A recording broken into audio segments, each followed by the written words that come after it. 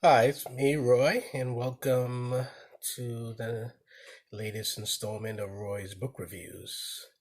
Today I am going to talk about the novel Water for Elephants by Sara Gruen. Hopefully that's how you say her last name.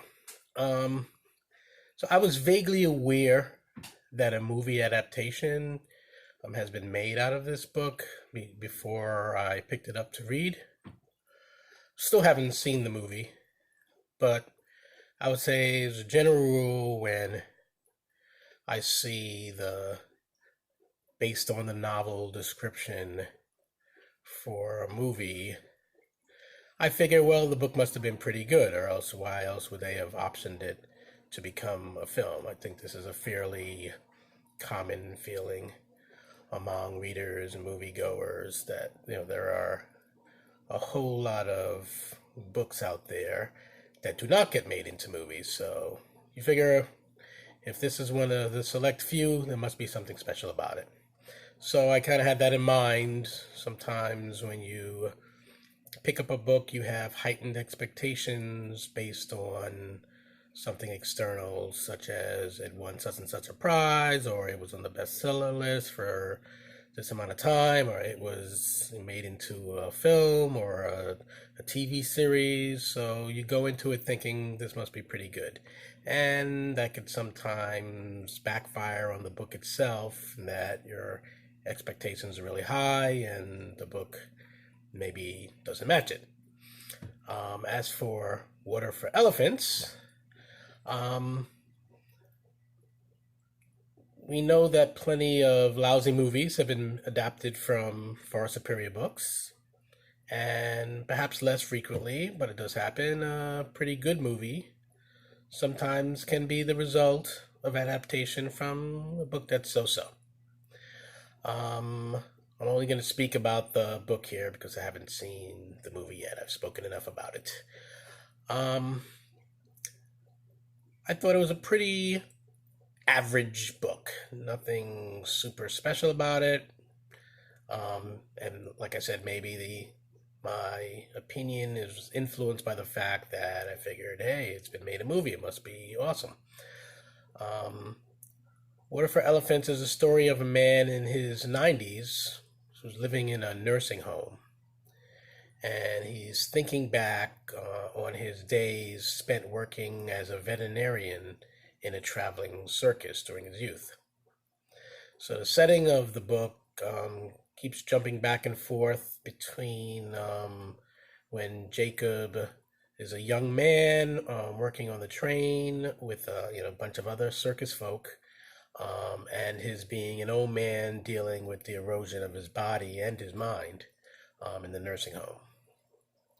Most of this book is dedicated to circus days and how he ends up with the woman who would become his wife and the mother of his children. These sections are where most of the action takes place. In the present, it doesn't really get much more dramatic than Jacob being cranky about nursing home life, him becoming disoriented sometimes, family members forgetting to visit him on the one day when a circus happens to be, in town. He's all excited about it, but he needs his family to bring him to it. Um, Yet I found the writing to be more engaging actually in the quiet scenes set in the present, where nothing much really takes place other than you know him being cranky or upset. I actually found those scenes to be a little bit more interesting um, than the portions dealing with circus life. And plenty of elements are in place for intriguing storytelling.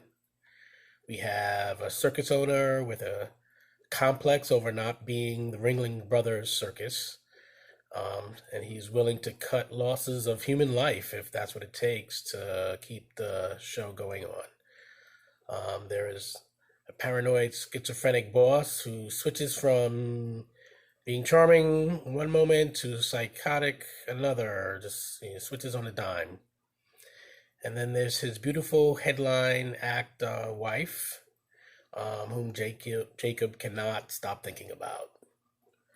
Also aboard the train are performers, some more freakish than others, because back then the circus always had not just the acts of the animals and the acrobats and that kind of stuff, but also circus freaks.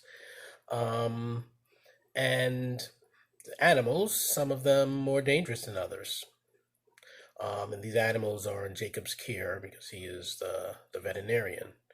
He didn't actually graduate veterinary school, but he came close enough. So the scenes that take place during Jacob's youth, they felt rushed to me. It was as if the author wanted to include as many eventful happenings during this period as could be crammed into the book. But she dwells on none of them for long because it's already time to move on to the next one. Everybody seemed to be a character sketch of a personality type rather than a fully fleshed out human being. At least that's my opinion. The lone exception, you may have heard my phone ring during this video, being Jacob. But only because the book focuses on him in his senior years, along with his adventurous youthful days, gives us a little more time to learn what makes him tick. And I really think it's in the stages of the book where he's a much older man that we really get to know um, who he became, who he is. Water for Elephants is an easy read that covers some interesting territory, but it fell well short of being the greatest show on earth. I wouldn't be surprised if I enjoy the movie once I do get around to seeing it more than the book, um, which is a rarity because usually when there's a book and a movie, I prefer the book because the book tends to go into details much deeper and goes into the inner lives of characters and the backstories. But every now and then there's a book that doesn't really do that so much, in which case it might be the movie that's actually more interesting. So those are my reviews, my thoughts on Water for Elephant. Perhaps you will like it better than I did. Perhaps not. So go check it out if you like and find out.